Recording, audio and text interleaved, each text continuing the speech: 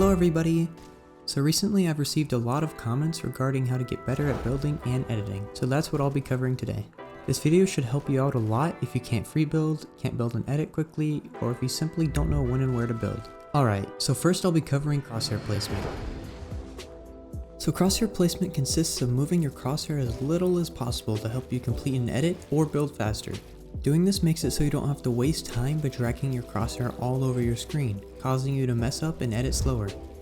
So now that you know what crosshair placement is, I want to break it down and show you exactly how to improve it. For this section of the video, I'll be using this specific crosshair placement map. I'll put the code at the top of the screen and in the description. The reason I picked this map is because there are 4 different drills that you can do to practice every single type of edit. In each one of these drills, there are small lines that show you exactly where you need to be putting your crosshair when editing all the different types of builds. So what about crosshair placement when building? There aren't any specific maps that I recommend using to learn crosshair placement while building because it's a lot simpler. But the main thing I advise you not to do is shake your mouse or thumbstick around like crazy when you're building. I understand that it looks really cool and flashy, but it's also really unnecessary and can throw off your crosshair placement a lot. I also want to add on that crosshair placement is super important when trying to cone your opponent from weird angles, and this is something that you should definitely practice in creative or in 1v1s with your friends.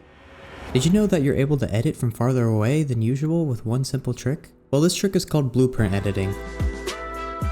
This is something that a lot of people don't know about and are really missing out on. So to put things simply, when you hold your blueprints out, you're able to edit by an entire extra tile. This can be really useful when box fighting and you take their wall from an entire tile away, or when you're in some sort of build fight and you need to edit and build something to piece control your opponent before they have time to build. It may seem really difficult to do this if you're just now learning how to blueprint edit, but it can really catch your opponent off guard. So now that we've mastered crosshair placement and blueprint editing, we can go over some incredibly important builds that you need to use in your fights. So the first build that every pro player seems to use are high walls. The reason why high walls are so great is because of how easily you can do them. All you have to do is look up a bit more than you usually would when placing a wall. You can use high walls when ramping up to protect either one of your sides or even when side jumping. Also, when you're trying to take height from someone else, it's never a bad idea to place extra cones in the direction of your opponent.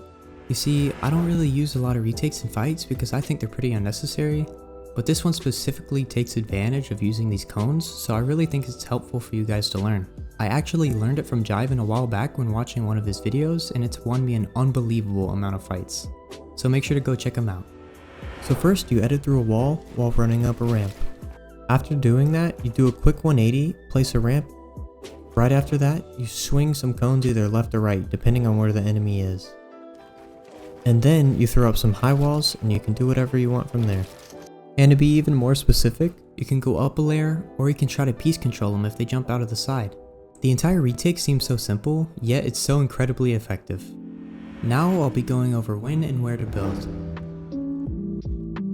A common mistake I see when people are fighting is that they build their edit course without knowing where the enemy even is. So the number one thing you need to do is always be tracking your enemy while fighting them. To do this, you can pay attention to your visual sound effects if you have them turned on, which I recommend, or you can listen to them through your in-game audio, or you can simply look to see where they are. It's also super important to be aware of how many materials you have. You should be playing every fight differently based on how many mats you have. For example, if you have 100 wood, you shouldn't be trying to edit course because you'll run out of mats. And you should try to play more defensively until you get big damage onto the other player. And now let's say you have the maximum amount of materials, and it should be perfectly fine to play more free and you won't have to worry about how many builds you have the whole fight. So if you found this video useful in any way, please consider liking the video and subscribing to my channel, as it would help me a lot. Thanks for watching!